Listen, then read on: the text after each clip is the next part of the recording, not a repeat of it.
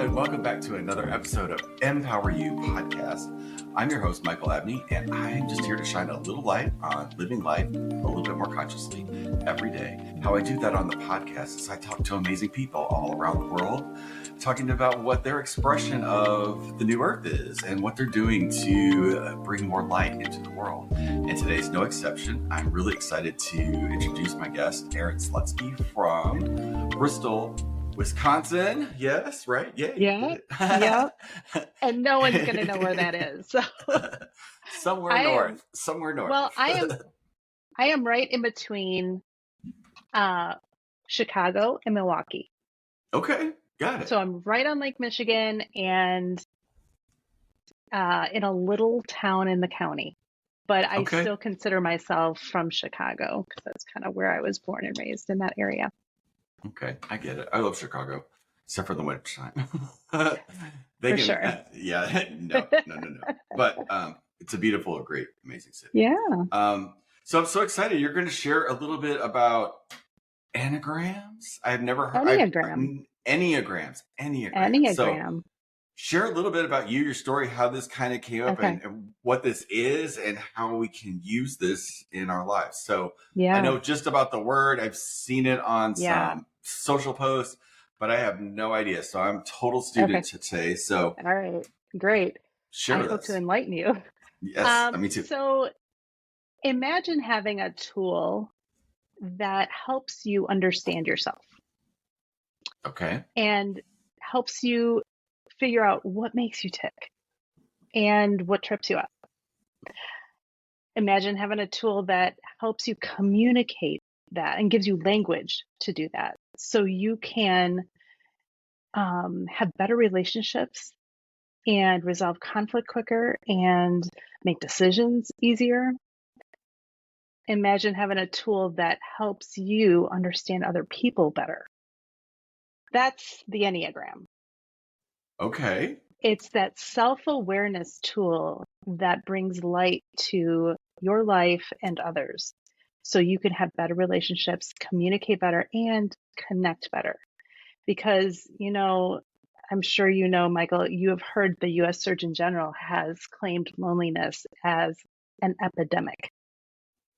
I've read that. I've read actually in the last month, multiple statistical type articles about, I think that they had a slant from like how the pandemic affected loneliness, but it was still like this general sense of like a lot of folks are feeling really lonely, and not for me, that could take, because I see the energy behind things. And so it's like, I'm always like questioning like, okay, what's missing here? Would, like make a difference? And, I know that that's the experience, but I also know there's a reality of there's 7 billion of us here or more. And like, how the hell can we ever be lonely with all these people? Right.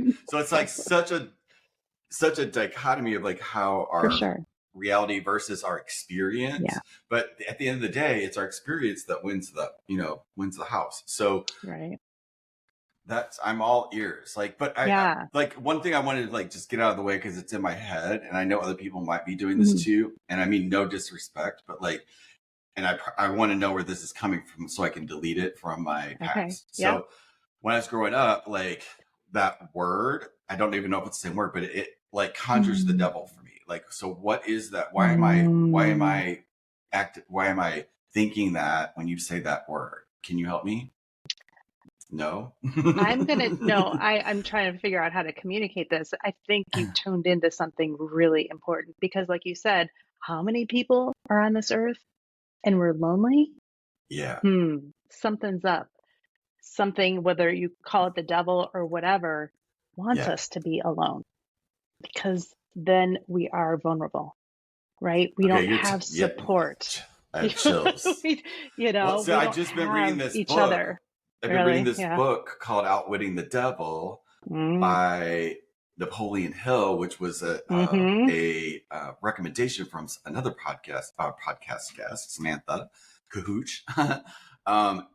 And that, like, I can't put that damn thing down. I've got it on audiobook, and it's the same thing about the energy of like wanting us to stay isolated, Mm-hmm. depressed. Like, so we're not thinking for ourselves. Yep. Like, that's the hook, you know, like if you're not Yep. thinking for yourself, you're going to be swayed by everything. Yep. So we are hitting on something. So this Yep. is really powerful. I love when this stuff happens. So it is in this realm, Yeah. but that did bring that up in my energy field, That's interesting. even though I know it's complete, you know, bullshit, but like it's my, you know, what I've got Is it attached though? to it, but it's like, Yeah. it's still there, or it Yep. wouldn't have come up whenever. And I had Mm-hmm. the courage to say that out loud because I didn't want to Yeah. offend you, but like, No. what No. is that? Why are we, why is that there? Yeah. I mean, I kind of want to go back to the self-awareness that we need to be in tune with, because like you were just, practicing self-awareness because you're paying attention to what your body was telling you, what your Mm-hmm. spirit was telling me, and you went for it. And so you must be at a level of self-awareness where you trust yourself and you are like going to pay attention to your intuition. And that is another thing that the Enneagram helps you do. Since it helps you get to know yourself, you can start noticing things, noticing patterns, the good and the not so good, right? And so when we're talking about loneliness, I like to point out where we are self-sabotaging. And each person has their own way of protecting themselves and um, putting barriers between themselves and other people so they are disconnected. And we do this basically to protect ourselves from being hurt. The Enneagram, let me go back just a little bit with the Enneagram. Ennea means 9. Okay. Gram, think of points on a diagram. So there's 9 different Enneagram types. So I teach my clients about their type and how to look for these signs of loneliness and other things. But each type has a different um, eh, thing that trips them up. For example, I'm an Enneagram type 3. I avoid failure like the plague. I see it coming and I take a detour, right? Or if I do fail, I am in this shame spiral. So when it comes to loneliness, I disconnect myself from other people when I'm feeling that shame or that sense of failure. Okay. If I'm not connected with myself enough and know myself enough to know, okay, failure is not bad. We need to learn from failure. You don't need to be afraid of it. It's not going to destroy you. Mm-hmm. And speak truth to myself, then I'm not going to be as disconnected from myself, therefore not as disconnected from other people and fighting loneliness. I find that so interesting, especially about the 9s. I'm a huge, like everything in my life is Right. 369 Yeah. for some reason. I don't know why. Okay. But like, how does one find out what one, Enneagram? Enneagram. Enneagram. Enneagram. Ennea. Okay. Ennea. Okay. Enneagram. Um, right. How does one find out what one is? There's many different ways. You could go online and Google Enneagram test. There's some that are free and there are some that cost $200. Okay. None of them are 100% accurate. I've been trained by the one that charges $200, and they even say we're only about 96, 98% accurate because an online test can't take into consideration your body language and your mood and your emotional expression like that. So with my free Enneagram test on my website, I offer a free consultation to confirm your type. So much happens in an interview. So much happens where I can look at you, I can see your body language, I can ask you specific questions, and I know which way, um, depending on your answer, to ask the next question. And so I find that interview is the best way. If for some reason you don't want to talk to me, which is fine, go find books, go online and read about all the types and narrow it down to the one that you think sounds most like you. There's also tons of podcasts on the Enneagram as well. Okay. So like, when did it find you? When did it find me? I love that question. I love how you put that, because that's how it was. I was entering that season of life where my kids started leaving the nest. Okay. And I had been a stay-at-home mom raising them. I wasn't staying at home. Obviously, I was very busy. But they didn't need me as much. And I started questioning, I'm like, wait, who am I? If I'm not like your mom, which I'm always going to be their mom, but that was such a huge part of my identity. See. I'm like, wait, who am I? And what do I want to do now? And so the Enneagram found me. And as I discovered my type, I realized I've always been that achiever, that one who has lots of ambition and wants to win and be the best. And sometimes that would bring up, feelings of shame, because I don't know, does it sound conceited that I want to be the best? Really, that's just who I am. And that's how I've learned to become where I am right now. So it was one of those things where I did take a test and I read the description and I was like, wait a minute, where is that hidden camera? Because how does it know what's going on in here? How did it know how I feel about things?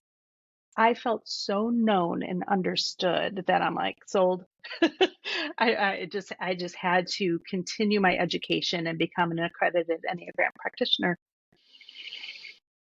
It's one of the most powerful things I've ever encountered, is that what you just said is like that space where you're inquiring, Inquiry.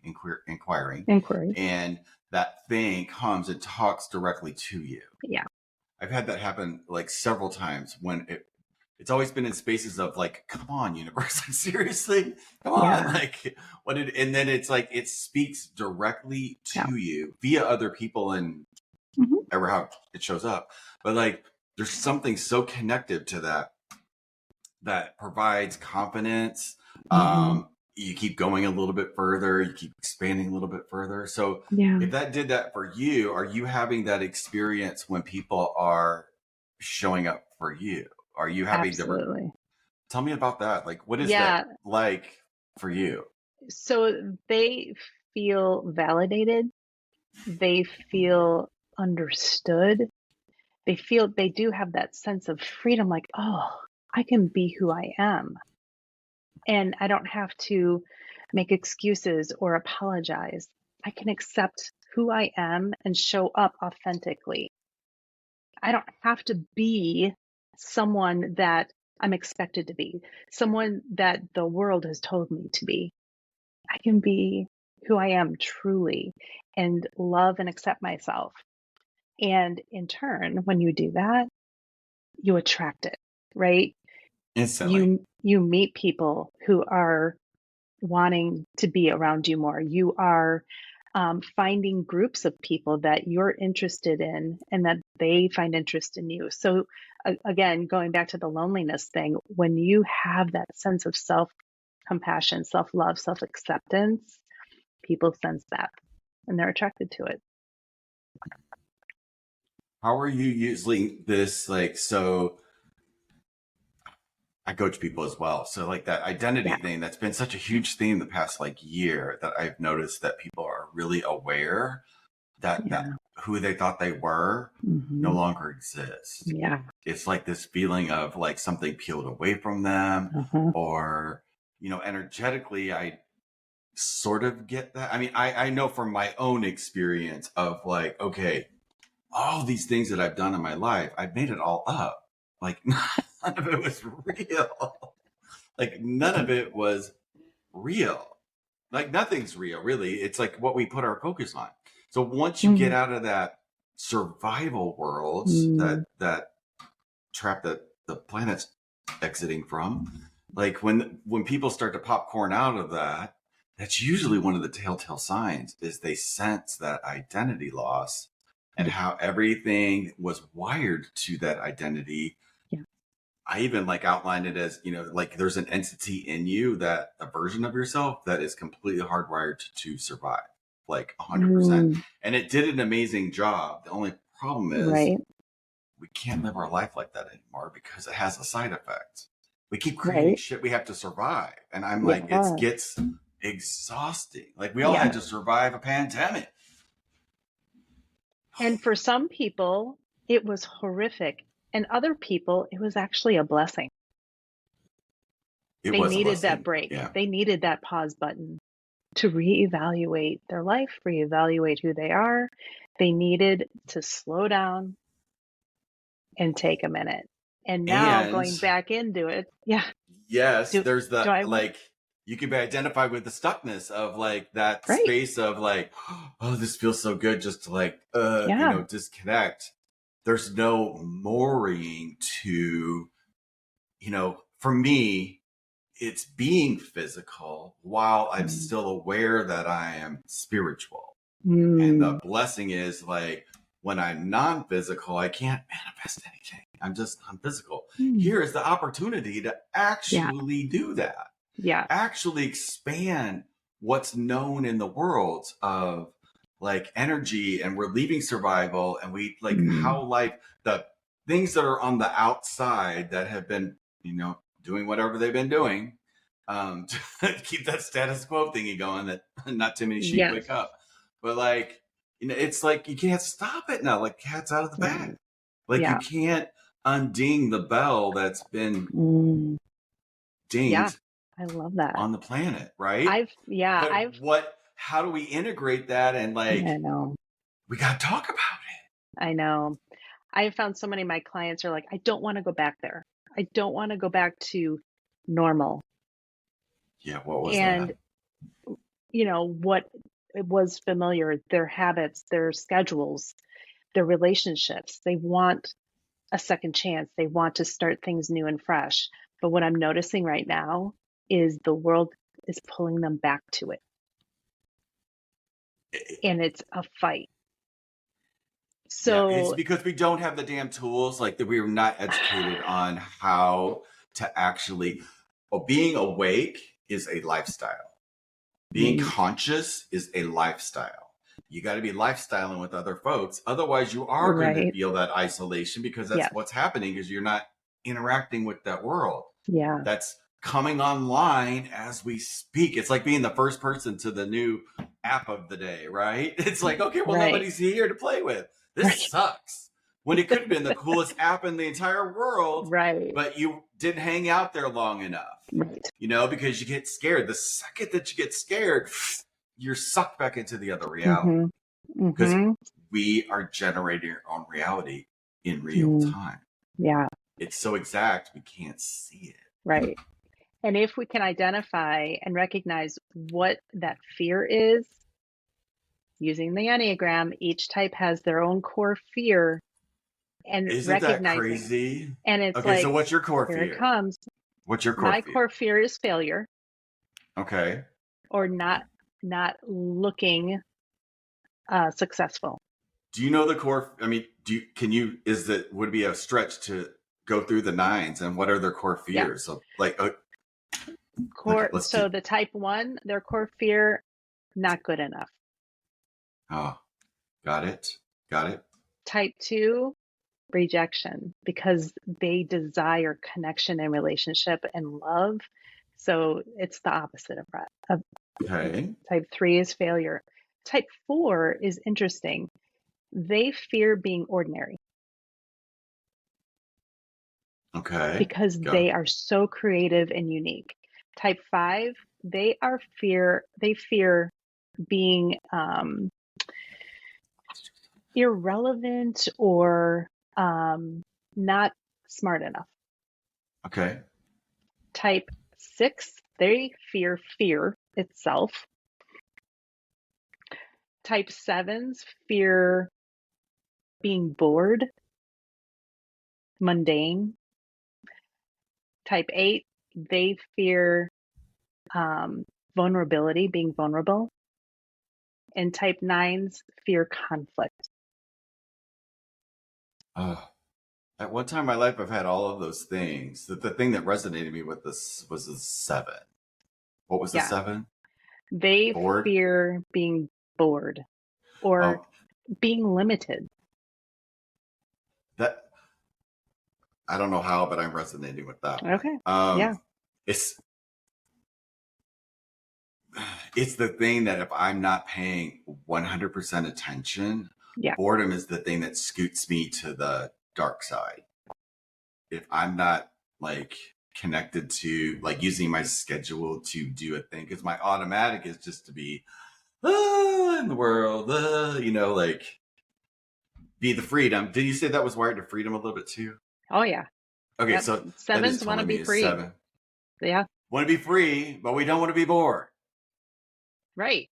Yeah. Right. Because if you're bored, then you're not free. Yeah. You can't just go do what you want because there's nothing to do. Nothing's exciting enough. Which is so weird because real manifestation requires no effort. So I would always blur that line. I would notice myself blurring that line about making it happen or allowing it happen, making it happen or allowing it happen. Yeah. It was like this huge sort of dance, and almost like it became like a secret because people would ask me how I would manifest things, and I would tell them, but the reality is I didn't quite trust it back in the day. So I would overcompensate in some way, which would always, it just wasn't in the pocket. It wasn't in the pocket. It was still happening. People perceived that I had results, but like in here, it wasn't, because I knew there was something about it. It's like when you manifest something, or when I manifest something, I want to know it in it beyond doubt when it shows up. So what that forced me to do was transform everything that I was consciously intending to manifest. I would say, okay, this is the feeling that I'm generating, this feeling that I want. I go to the end, but it's like, I want this to show up in such a way that I know this beyond doubt. And then that's how it always be like, like that. And that's how I knew that it was the thing. Right. And but now is it always like that? If I create it that way, it is. Yeah. If I don't create it that way, no. It looks like a chance thing, or I've been doing it for a minute, so I'm pretty aware of it all the time. But like, I also am working with people that are not necessarily at that space yet. So I also am very conscious of all of those spaces that people are in, even from, when people are in like full fear. Nothing really can manifest when you're in fear, other than more things to be scared of. So what you focus on. It's a dance, right? It's a dance. For sure. Fascinating conversation. So you use this as your tool. Is there any what is this? What's the number one thing that this has given you that you wouldn't have in your life right now? Like working with this energy and this context with your clients. What has it given you in your life? I would say two things are coming to my head. The first thing was depth of relationship, which I guess is tied to the second thing, and it's intimacy in my relationships, which produces empathy. So it does. I mean, before this, I was black and white, good and bad, right and wrong. This is the way you're supposed to do it, and you better not do it that way, right? Avoid the bad way, wrong way, and only do it this particular way. Now I see the whole spectrum, and right and wrong is not necessarily very clear. I think there's definitely wrong, right? But what I used to believe doesn't exist in what I believe now. And so there's so much more love and acceptance from understanding myself and others. Are you X generation? Do you consider yourself X generation? Yeah, I would say I'm Gen X, a millennial wannabe. Me too. But I'm so X. Yeah. We come with a very like passing the baton energy, right? So like I'm trying to give my baton away and no one will take it. I'm like, can I be done? No, but this like sense. Did you have this sense? Like, is it? I think it's in our DNA. I was always aware that there was bullshitty things going on around me. Sure. What I would look at, it was just had an offness to it. I avoided all of it. I didn't interact with any of it. But at the same time, now I'm finding that a lot of that stuff that I used to think was a stop or negative, now I see is not that it was like really designed for this time in life, because we are at this space, our age now, it's like we are the ones sitting on that pinnacle. Like the people before us are popping off like flies, and they're a group behind us that like those generations know all of this is jacked up. They just don't know what to do about it, like how to craft it in such a way, or it's hitting that collective energy that it's not just about so and so having an awakening and good for you. It's like, no, this is affecting, like the collective is being affected. And like, how do we play with that? How does that like there's just so much in there that I don't even know where to even begin. But like, I know that it's not just us, I know that you and I talking on this, I know there's other people that are in the same way, that we look at like, this is unsustainable. It's unsustainable. We can't just keep making more money to create more, like that vicious circles. Those can't be no more. And the universe has a way of like, it whispers, taps us on the shoulders, and whacks us across the head. I'm like, I don't know how many more whacks we can take. Yeah, I don't know if we want to get talking about that. What I'm seeing right now is our generation. I think we would be happy to move over and let the next one up in front of us, just because I think we're tired and we've been through a lot, and we're just not as what's the word? I just feel like maybe not the millennials and Gen Z. Gen Z's got it going. Go ahead of me. They've got vision, they've got angst, they've got that ambition to just change the stuff that is going on right now, that is probably the generation ahead of us. We're kind of in between, but I'm hopeful for the coming generations to really just flip it, because I don't have the energy to do it. I'm doing what I can by helping people, come back into themselves and do the work themselves. But I think as far as like huge change, I think like my kids' generation they're just gonna powerhouse through. That's my hope for anyway. I see that as well, but we do have a role. We do. I think we have a role. I feel like our generation might be like, okay, we have more. If we've been through a lot. You know what we do? We hold space. We hold space. Because we've been through a lot that we probably haven't talked about, and we thought it was normal. Yes, and because it was normal for us. But it wasn't normal what we were thinking was. The younger kids are looking at it now going, that was normal? It was normal? You better not do that to me. That better not happen to me. They have a say. I didn't feel like we had a say. We just did what we were told. And no, sit down. Yes. Yeah. I fought it my whole life. Grew up gay in a really small town. That'll do it. Yep. And I was like, I knew the religious thing was kind of jacked up too. Like I couldn't fathom why our preacher guy, it was this little town with 10 different preachers, and like why our preacher was saying that the other kids that went to the other places, they were all going to hell because they weren't, like, none of that made sense to me. Like when I was little, and I questioned it, and I was told, don't question. Don't question. Don't Sorry, question authority. Already done that, but I can't. That's what this generation's doing now. They're questioning. They've got that guts to do it. Yeah. So, but like to your point though, like what you were saying, like my sort of aha was I used to have that, for years. I had the save the world sort of thing, Uh-huh. And it wasn't, people would, when I would think about doing a business, they were like, you have to niche down. You have to work with a very certain, group of folks.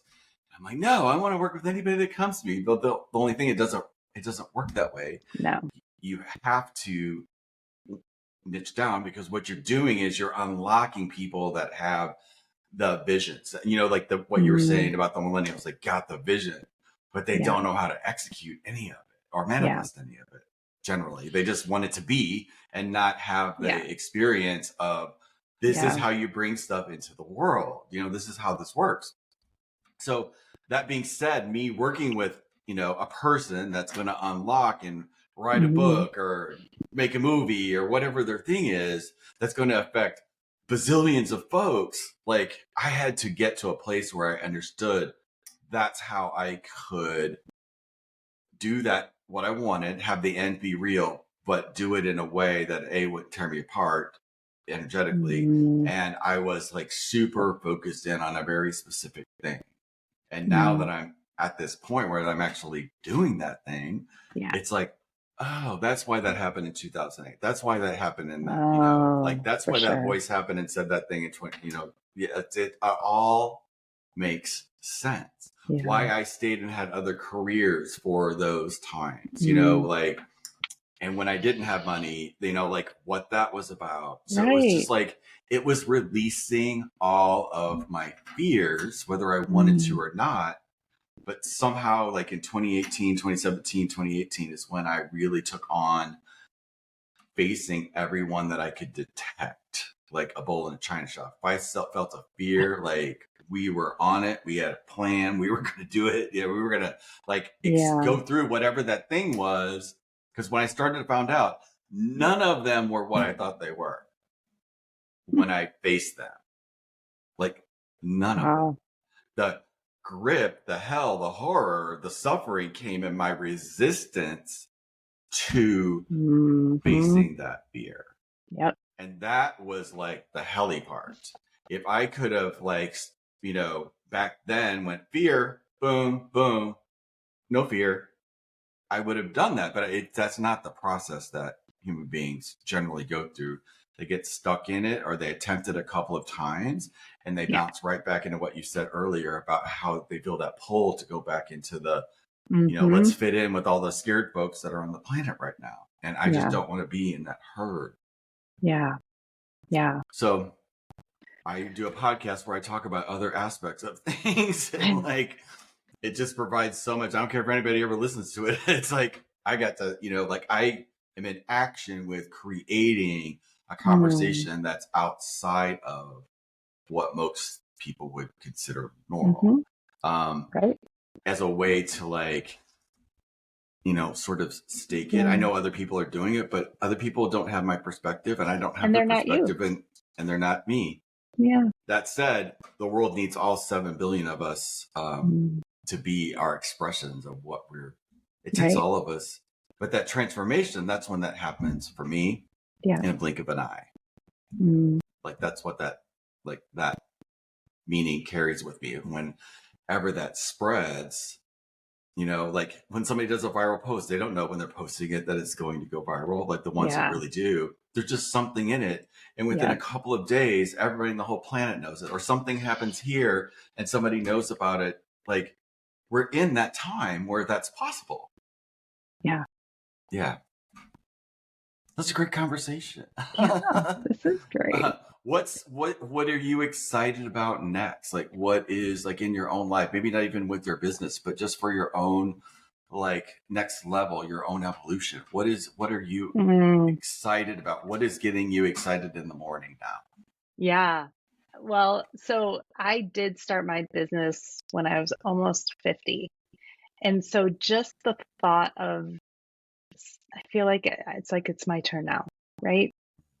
And my mom's generation, she was winding down, getting ready to retire and hanging it up. And it's like, no, I'm just getting going. So every morning to me, I look forward to talking with my clients, doing podcast interviews. I'm working on my keynote talk right now, and it's about loneliness. But I'm polishing that up so I can bring that to the world. But in my personal life, my husband and I we're celebrating our 31st wedding anniversary next month. I Amazing. mean, I that's love just like not even heard of anymore. And technically, we shouldn't be married for the stuff that we've been through. I mean, but we're going to be celebrating in Jordan and Egypt this year. So I'm really excited to get out of this country. I haven't been out of this country other than like Mexico. But I'm excited about that because it's going to make me realize how ancient things really are. And yet I have a feeling I'm going to realize how not ancient they are. Does that make any sense? Like the oldest thing I've seen is probably from the 1700s, maybe 1600s, right? We're talking old as old Where are can you be. going, by the way? Where are you going? We're going to Jordan. So I'll be floating in that Dead Sea and going down the Nile River. And then we'll be going to Cairo and Luxor and seeing the pyramids and taking a camel in the desert and spending the night there. And so just experiencing something that I never thought I would, but I get to. Can I share something with you? Yeah. So when we first started talking, my guide said that you do the Enneagrams because you were a scribe in Egypt in a past life. So like Because I was a scribe. yeah, Interesting. yeah. Okay. That's why you resonate with this. That's why you That's resonate with what you're doing. interesting. So, and here you say that that's literally where you're going. So yes, there's a reason that that's happening, and I can't wait to you're going to We'll share have with to me talk like again what after that. yes, because there's very specifically you're going to have 3 awakenings in this trip that like literally resets the course of your life, the rest of your life on I could use it. this planet. It's time. Yeah, seriously, it is about that loop all the way back to now. Like, and because there's no such thing as time, time's an illusion. So like, it's not far back. It's now. You're not going to experience that thousands of years ago. It's now. And that's also, thank you. That's one of the things that you're going to experience is how, like, it's out of time. You'll experience out of time. Yeah. Like, I'm going to ask and see if they'll tell me.